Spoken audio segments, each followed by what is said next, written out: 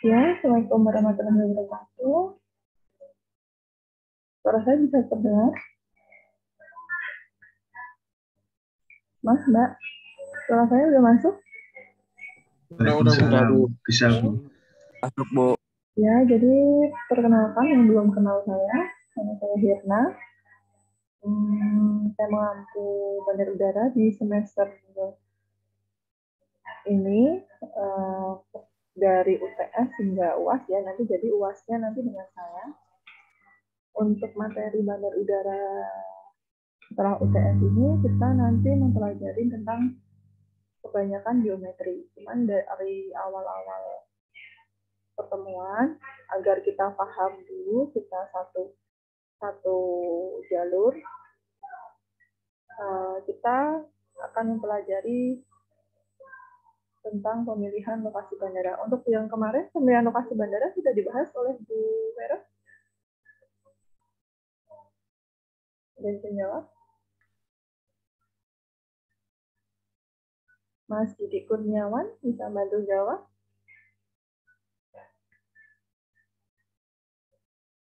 Mas Didi Kurniawan, angkatan 2016, nomor 101.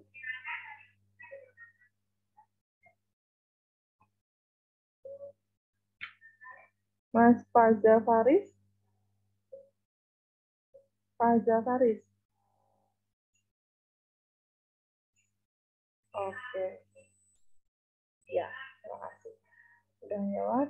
Jadi nanti ini perhatikan baik-baik.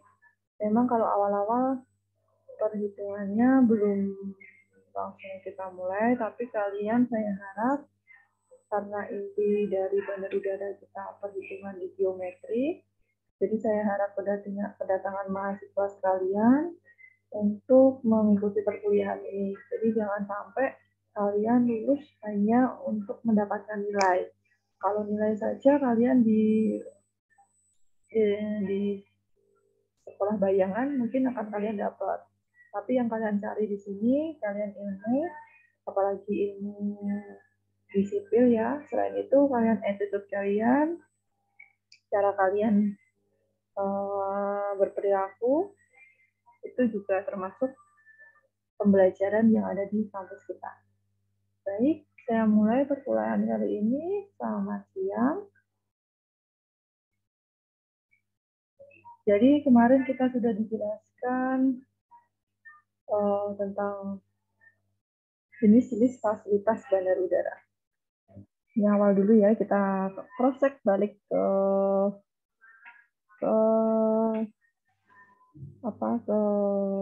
sebelum UTS. Jadi kalian kemarin sudah tahu fasilitas bandara udara ada sisi darat dan sisi udara. Nah, untuk sisi udara sendiri, hal paling penting yang akan kita pelajari di sini adalah runway atau landas pacu yang biasanya kalian ketika kalian berada di sebuah bandara udara, lokasi di mana pesawat bisa take off atau bisa landing. Nah, itu lokasinya di sana, itu namanya runway, landas pacu. Nah, di sana nanti kita melakukan perhitungan untuk mata kuliah ini di semester ini, di pertemuan kita. Nanti kita melakukan perhitungan di runway tersebut. Apa saja yang diperlukan ketika kita mendesain runway tersebut. Lalu ada taxiway, landas hubung. Yang dimaksud landas hubung taxiway itu adalah landas hubung lokasi dari apron ke runway sendiri. Nah, kalian sudah tahu ya, jadi di bandar udara ada jalan, nanti kita lihat desainnya seperti apa, jalan antara apron ke runway. Biasanya di sana kalau dulu tuh kalau misalkan kalian pernah naik pesawat atau sering naik pesawat, bisa kalian tahu lokasi yang pesawatnya jalannya cuma pelan-pelan. Nah, itu biasanya kalian berada di lokasi taxiway atau apron taxiway. Nah, ada juga lokasi parkir pesawat. Jadi kalian ketika akan naik dari gate pintu masuk pesawat dan parkirnya pesawat itu dia berada di atas apron. Nah, untuk perkerasannya sendiri di apron itu juga ada kualifikasinya tersendiri. Nah, untuk sisi daratnya sendiri nanti ada bangunan terminal penumpang, bangunan terminal kargo. Nah, ini bagi pesawat-pesawat penerbangan internasional biasanya kargo ini sangat penting. Jadi nggak setiap pesawat itu lengkap. Jadi ada bandar udara yang benar-benar lengkap, ada terminal kargonya atau cuma hanya terminal penumpangnya saja. Nah, ada bangunan operasional, ada fasilitas bandar udara seperti musola, tempat tunggu, ada store-nya, gitu ya. Kita udah tahu ini dari tempat yang bicara.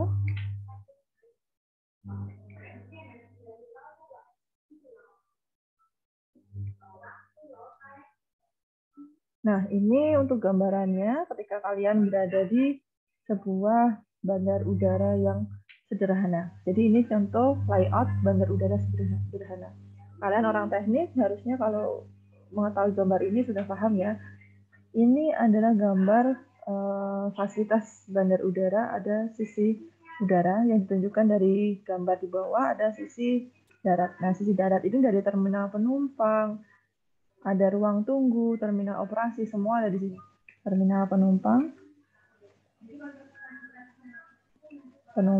ruang tunggu, ada toilet, itu termasuk fasilitas. Nah, itu semua di sini. Ada parkir kendaraan, itu termasuk fasilitas sisi darat.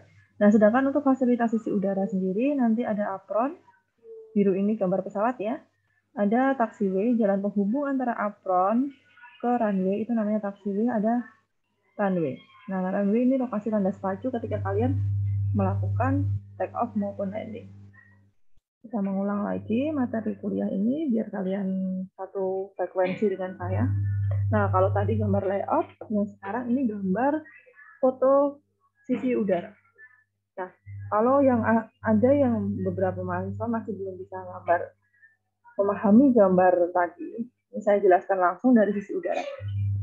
Yang dimaksud apron ini yang saya tulis ini namanya apron, lokasi parkir pesawat. Nah, ini termasuk jenis bandar udara sederhana. Kenapa sederhana? Nah, bisa diidentifikasi dia hanya memiliki runway 1. Biasanya kadang kalau bandara besar itu runway-nya bisa 2, 3, bahkan lebih. Nah, ini ada runway. Runway-nya cuma 1 jalur. Runway ya. Runway-nya 1 jalur. Nah, ini ada taxiway. Nah, apronnya juga ada. Terus di sini terminal sisi fasilitas sisi darat. Ada parkir kendaraan, ada terminal penumpang, ruang tunggu, ada fasilitas-fasilitas. Fasilitas-fasilitas itu sangat banyak ya, seperti musola, departemen store kalau di bandara besar, ada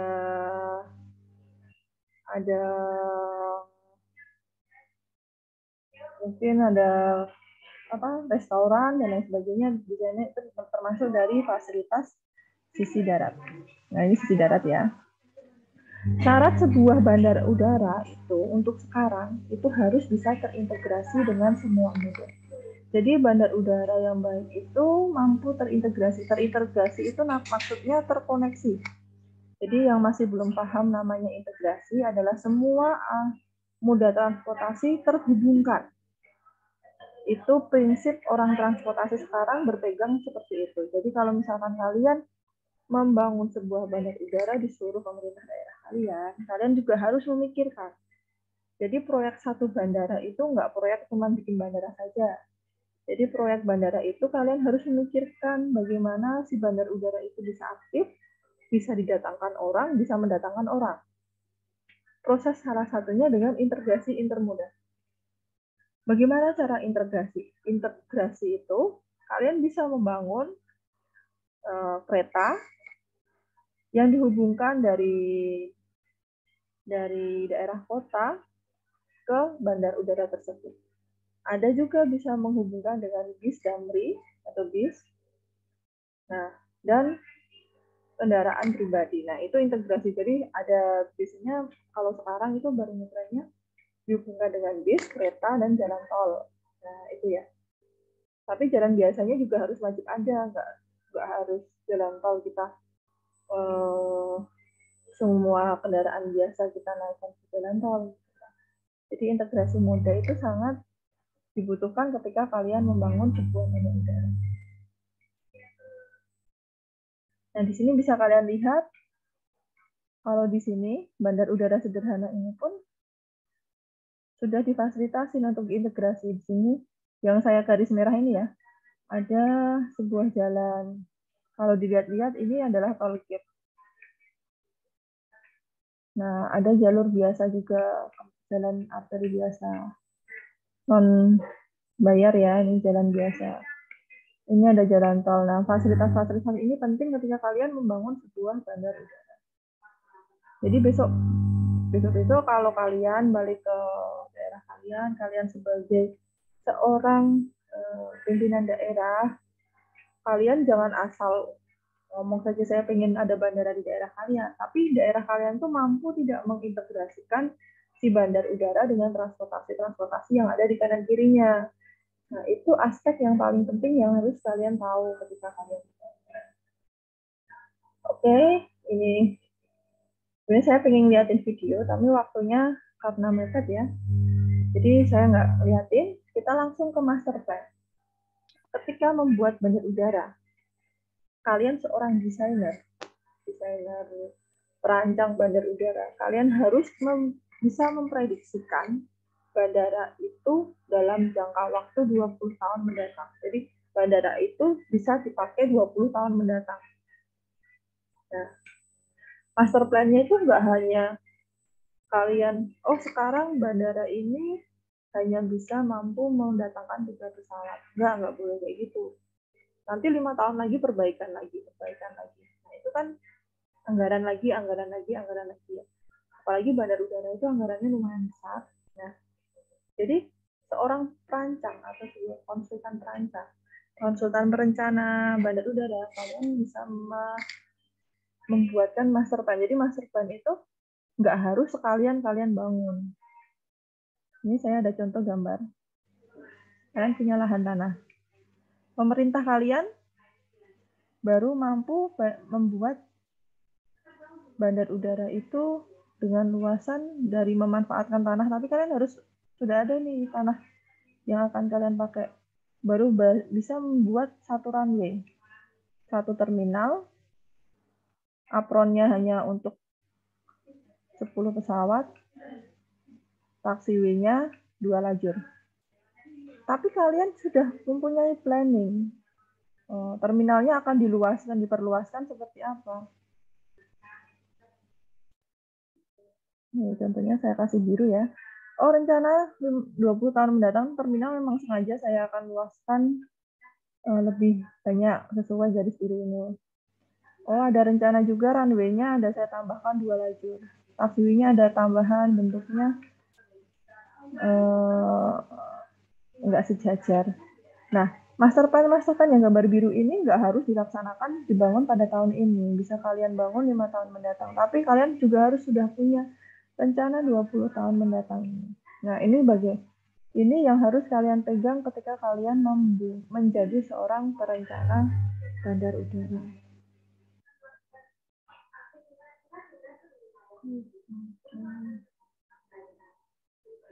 Nah, untuk membuat itu semua ada tujuannya. Kenapa master plan itu harus dibangun 20 tahun mendatang?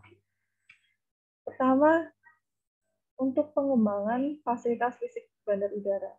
Jadi sudah terencana dari tahun awal, tanpa kita harus merenov, mengotak-atik atau mengganti. Jadi nanti tidak ada sambal pembangunan ya, karena sudah direncanakan, dimaster plan-kan untuk jangka waktu 20 tahun. Kedua, pengembangan lahan sekitar. Nah, ini memang sudah direncanakan pembangunan bandar udara itu untuk membuka daerah baru, untuk menghidupkan perekonomian di daerah baru tersebut. Seperti kita tahu di Kulon Progo, nah pembangunan bandar udara itu disengaja di sana karena beberapa faktor. Pertama, faktor kondisi geografi. Kedua, kondisi Jogja sendiri seperti apa, karena sudah tidak mampu menampung untuk trafiknya, kita harus membuka lahan baru di Kulon Progo, dan banyak faktor lainnya untuk pembangunan daerah Kulon Progo yang masih identifikasi masih di Jogja, termasuk masih tertinggal. Nah, selain itu, untuk menentukan efek lingkungan pengoperasian konstruksi bandara ini, dampak-dampaknya ke lingkungan itu seperti apa tujuan master plan? Menciptakan jalan masuk ini terkait integrasi, membuat studi kelayakan, wajar, membuat jadwal prioritas fase-fase pengembangan master plan. Ini tentang master plan juga. Nah, intinya dari tujuannya itu ada di poin 8, membuat rencana berkelanjutan yang akan memonitor kondisi dan rencana pembangunan bandar udara tersebut.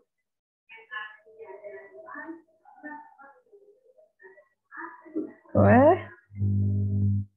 Nah, ini contoh master plan, cara pengumpulan master plan itu ya.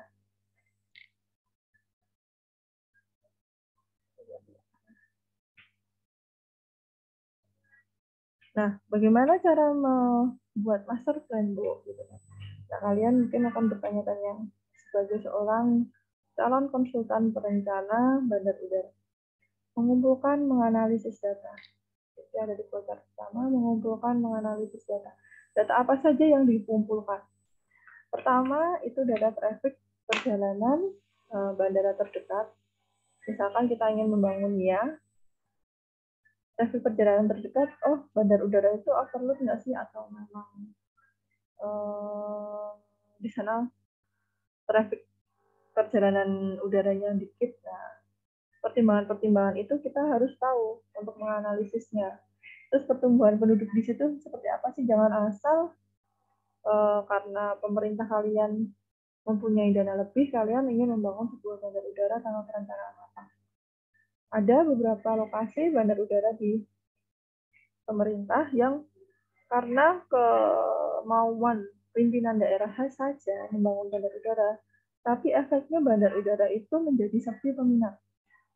Nah, itu ada beberapa di lokasi kita, ada di Jawa juga ada salah satunya. Nah, itu karena pemerintah daerahnya, apalagi dana kemarin ya, dana plus Pak Jokowi pertama kan infrastruktur nomor 1 ya. Itu semua pemerintah berbondong-bondong ingin membangun sebuah bandar udara tanpa melakukan analisis dan pengumpulan data sebelumnya. Nah, efeknya nanti bandara menjadi sepi peminat. Nah, mengumpulkan data itu menganalisis data traffic lalu lintas udara di daerah kanan kirinya dulu. Terus mengetahui peminat dari orang mau ke lokasi tersebut dan orang tersebut ke lokasi lain menggunakan pesawat bandar udara itu mau apa enggak. Nah, data analisis itu perlu untuk melakukan membangun master plan bandar udara. Kalau di proyek itu namanya FS, ya, feasibility study. Terus setelah kita melakukan penilaian terhadap data-data yang kita kumpulkan itu, kita melakukan forecast traffic demand atau meramalkan pergerakan penumpang di bandara tersebut. Nah, apakah kita membangun bandar udara itu untuk 5 tahun mendatang menguntungkan atau malah kita hanya mensubsidi terus dari lokasi bandar udara. Tentu pembangunan awal hingga tahun keberapa itu pemerintah biasanya mensubsidi bandar udara tersebut biar bisa berdiri kokoh. Ibarat anak kecil kalau belum bisa menjalan kan biasanya dibantu sama orang tuanya ya. Nah, bandar udara juga kayak gitu. Di tahun-tahun awal biasanya kalau misalkan hasil analisis perhitungannya antara itu biasanya disubsidi oleh pemerintah. Nah, meramalkan pergerakan seperti apa. Terus, apakah peramalan itu sesuai? Setelah peramalan itu telah dilakukan, jika trafiknya bagus, lalu si perencana bandar udara itu melakukan kebijakan pengoperasian. Apakah kebijakan pengoperasian di lokasi tersebut bisa? Soalnya bandar udara itu himpunannya nggak nasional, internasional. Nah, apakah kebijakan-kebijakan itu sesuai dengan peraturan yang ada di internasional? Lalu kalau sudah, perancang bandar udara itu harus mampu menganalisis kapasitas sistem bandar udara. Nah, lalu di antara setelah NIPES itu juga harus ada data lagi. Standarnya seperti apa, level LOS-nya seperti apa. Nah, apakah perlu bandar udara baru? Jika bandar udara diinginkan baru. Bisa dikatakan dia perlu bandar udara baru ketika kayak NIA itu kan karena banyak faktor. Jogja kota sudah terlalu penuh, traffic sangat tinggi, nah kayak gitu. Terus permintaan tinggi, makanya dia butuh ya. Kalau misalkan Jogja kota itu masih mumpuni untuk membangun wilayah kanan kirinya itu masih ada lahan, saya kira Adi Sucipto bisa diperlebar. Cuman karena kondisi permintaan tinggi, ada sering pesawat jadwalnya sering tabrakan dengan TNI AU, terus lokasinya juga lahannya sudah kurang, makanya dia perlu membuat bandar udara baru, makanya harus dipilihkan lokasi bandar udara baru. Lalu mengevaluasi bandar udara itu tanahnya itu apakah sudah mumpuni untuk dijadikan bandar udara. Nah, kalau enggak, kalau misalkan ini kondisi Jogja dia masih mempunyai lahan, misal ini mempunyai lahan, jawabannya ditolak, berarti dia hanya melakukan review kapasitas dari ukuran bandar udara itu, fasilitasnya bagaimana, apakah mumpuni atau enggak. Dihitung ulang dimensinya untuk perencanaan. Nah, ini ada beberapa sisi. Kalau misalkan aspek-aspek tadi bisa mumpuni dan tidak mumpuni. Nah, kalian bisa baca sendiri di grafik. Kalau misalkan dia hanya perlu perlebaran, berarti kalian hanya perlu menghitung desain fasilitas bandar udara, menyiapkan alternatif tata letak bandar udara, mengevaluasi tata letak bandar udara, lalu memilih tata letak bandar udara, terus perencanaan ulang. Kalau misalkan kalian membuat bandar udara baru, kalian menentukan lokasi bandar udara, mengevaluasi baru, memilih lokasi terbaik. Nah, nanti saya sajikan contoh bandar udara yang sudah terseleksi. Nah, laporan master plan itu isinya apa saja sih, Bu? Laporan master plan itu ada banyak. Jadi master plan itu nggak cuma bandar udara, kalian buat jalan tol ada master plan-nya, kalian membuat jalan baru juga ada master plan-nya. Visi, misi, tujuan, sasaran master plan. Kalian harus bisa memberikan justifikasi teknik tentang itu. Catatan kondisi existing, bagaimana kondisi geometrinya, bagaimana kondisi cuacanya, bagaimana kondisi traffic lalu lintasnya, bagaimana kondisi kondisi peminat demand supply-nya di situ. Lalu kalian bisa menyajikan data forecast permintaan penerbangan. Selain itu, kalian harus mampu menyajikan analisis permintaan kapasitas sesuai yang dibutuhkan. Nah, untuk data nomor 5, alternatif-alternatif pengembangan ini juga harus kalian tak mampu sajikan. Rencana pengembangan yang dipilih, pengembangannya mau arah kemana? Misalkan kalian ke bandaranya menjadi bandara kelas internasional, kalian harus apa saja yang master plan kalian harus sajikan. Misalkan kalian ingin menambahi fasilitas badan udara tersebut, misalkan fasilitas dari sisi darat maupun dari sisi udara. Misalkan dari sisi udara kalian pengen nambahin runway-nya, taxiway-nya, atau karena pesawatnya lalu lintasnya banyak, kalian ingin menambahi lebar apronnya. Lalu implementasi rencana. Nah, di rencana kalian untuk masukan itu cara penyajiannya bagaimana? Untuk gambaran dampak lingkungan, poin 9, ini setiap proyek harus mampu, meskipun itu proyek gedung pun sekalian, kalian harus mampu menyajikan data AMDAL tersebut. Apalagi AMDAL sebuah bandar udara itu banyak ya, dari sisi darat, udara, dari sisi darat dan udara itu harus ada AMDAL-nya. Nah, gambaran dampak lingkungan itu biasanya disajikan dalam laporan AMDAL.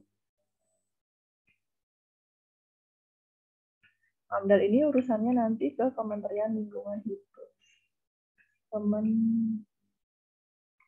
LH, Lingkungan Hidup. Nah, rencana bandar udara, ini terkait dengan plan, nanti desainnya seperti apa. Nah, keterlibatan pemangku kebijakan publik. Sebuah master plan bandar udara itu harus mampu mendapatkan persetujuan dari semua pemangku kebijakan pemerintah yang ada di bandar udara. Jadi bandar udara seperti yang saya ucapkan tadi, bandar udara itu sebenarnya nggak cuma nasional, tapi internasional. Jadi ada persetujuan dari pilot itu persatuannya udah tingkat internasional, persetujuan semua maskapai, begitu juga harus dapat. Nanti pemangku kebijakannya siapa aja sih, Bu? Nanti saya jelaskan di slide terakhir.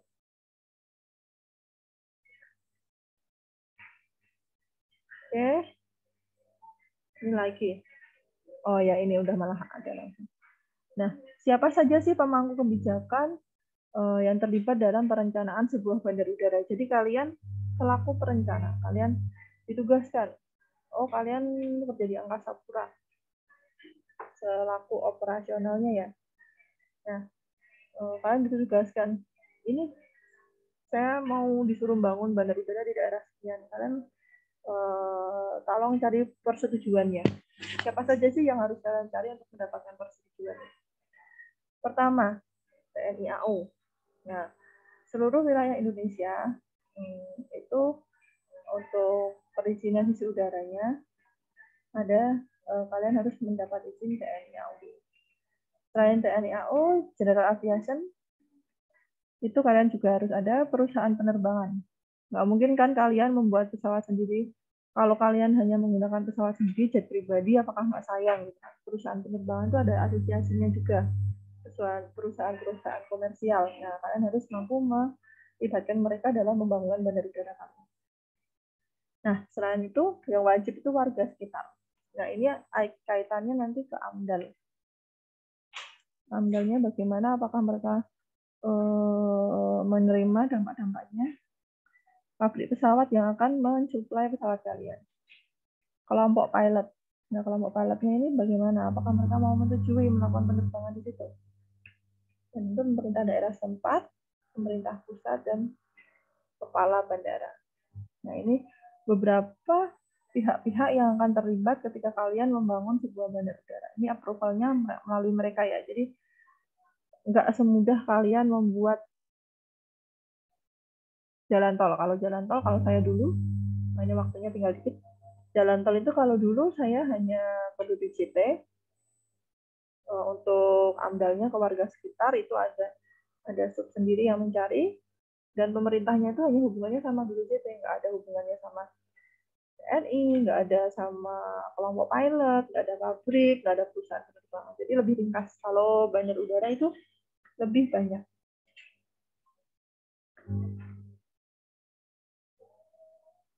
Oke, bagaimana sih Bu proses pembangunan bandar udara itu?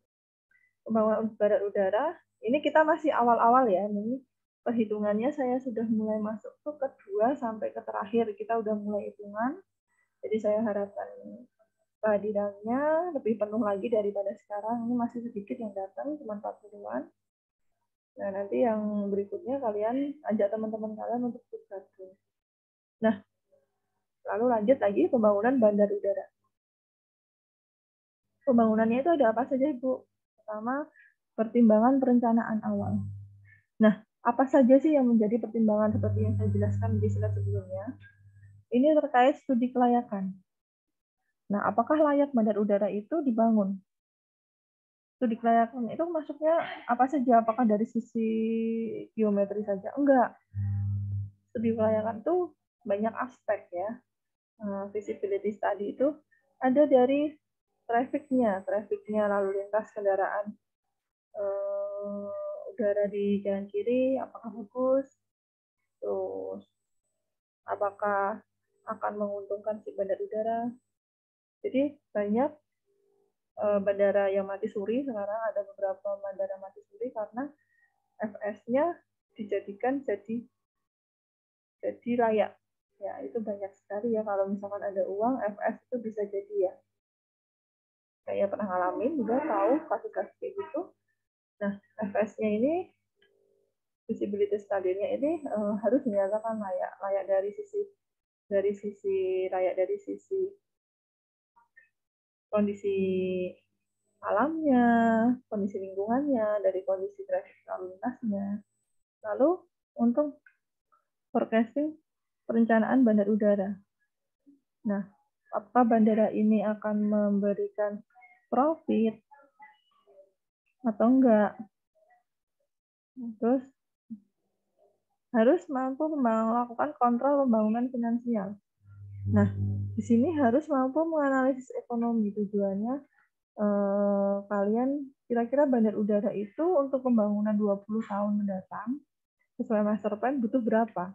Dan kalian harus mampu membaginya per segmen yang kalian mampu untuk membangun. Nah, pemilihan lokasi bandar udara. Nah, ini lokasi bandara ini pemilihannya nggak cuma kita asal tunjuk satu lokasi harus jadi gitu ya, enggak. Jadi ada beberapa tahap pemilihan lokasi bandar udara, misalkan dari perencanaan itu harus bisa menunjukkan 5 lokasi bandara itu apa sih sisi keuntungan kelebihannya. Nah, ini parameter pemilihan lokasi bandara. Pertama, kalian harus bisa memberikan kenyamanan untuk pengguna. Nah, ini opsional. Kenyamanan dekat dengan pusat kota dan jarak tempuh relatif dekat. Nah, ini opsional jika lokasi bandara tersebut benar-benar maksudnya jangan terlalu jauh. Misalkan kalau kita tujuan Kulon Progo itu opsional, itu tujuan Kulon Progo itu kemarin ingin membangun daerah setempat. Apakah jadi kalau misalkan nggak bisa dengan tujuan lain itu nggak apa-apa. Tapi kalau misalkan tidak ada tujuan lain di antara pembangunan itu, usahakan dekat dengan pengguna. Nah, kalau kita kan agak lokasinya jauh-jauh, memang sengaja agar Kulon Progo daerahnya juga terbuka. Nah, untuk kedua, pemilihan parameter yang wajib itu ketersediaan lahan. Harga lahan masih dianggap mampu untuk dibayarkan. Nah, ketersediaan lahan di Kulon Progo lebih bagus contohnya misalkan.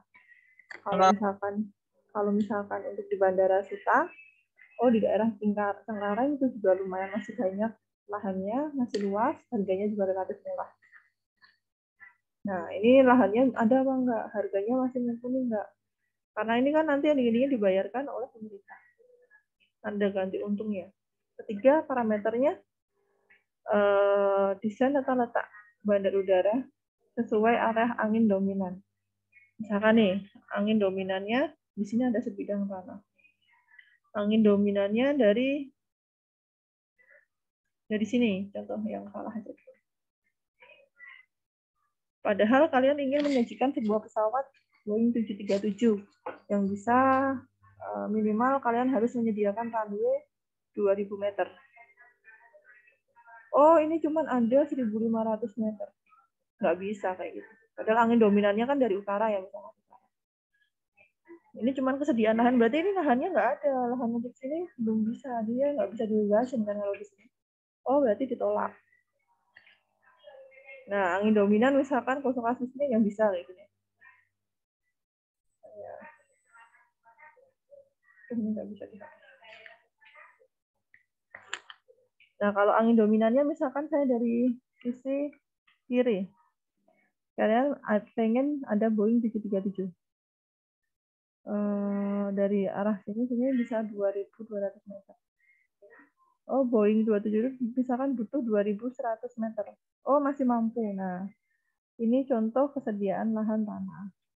Apakah perhitungannya itu kayak gitu? Kan kalau runway nggak mungkin belok-belok ya Mas. Nggak. Kalau itu benar-benar lurus.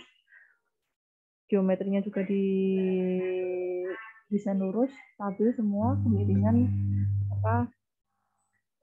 super elevasinya juga harus ada syarat-syarat. Terus bisa tata letak bandar udara ini dominan, hambatan wilayah udara itu harusnya tidak ada. Hambatan udara itu misalkan gedung pencakar langit, menara, tower, terus gunung, bukit, gunung berapi. Nah, seperti itu usahakan jauh dari itu. Jadi halangan udara itu seminimal mungkin. Faktor teknis topografi yang cukup bagus, bebas gunung dan bukit. Nah, untuk faktor sosial dan lingkungan, nah ini juga harus mendukung. Misalkan faktor sosial dan lingkungan daerah setempat itu mendukung untuk pembangunan bandar udara. Tersedianya utilitas. Utilitas itu seperti gas, air, nah, kayak gitu. Kalau nggak tersedia, bagaimana cara bandar udara itu beroperasi ya? Jadi kalian harus memikirkan secara integrasi moda bagaimana bandar udara itu mendapatkan suplai utilitas tersebut. Air, angin, listrik, terus dan lain sebagainya. Terus kondisi atmosfer tempat itu mendukung. Jadi nggak terlampau sering dingin, jadi atmosfernya bagus ya. Bahaya karena burung. Nah, ini jangan sampai bandar udara dekat cagar alam. Cagar budaya untuk cagar alam yang dimana didominasi cagar alam tersebut ada hewan-hewan yang terbang. Karena bahaya burung itu kalau ketika masuk baling-baling akan merusak baling-baling, mengakibatkan baling-baling itu bermasalah, pesawat bermasalah dan membahayakan penumpang. Nah, lalu untuk koordinasi bandar lain apakah menyetujui? Nah, untuk akses transportasi darat harus bisa tersedia, ekonomi dari konstruksi. Intinya uangnya ada apa enggak untuk bangun si bandar udara itu. Ini waktunya kita hampir habis. Terus setelah itu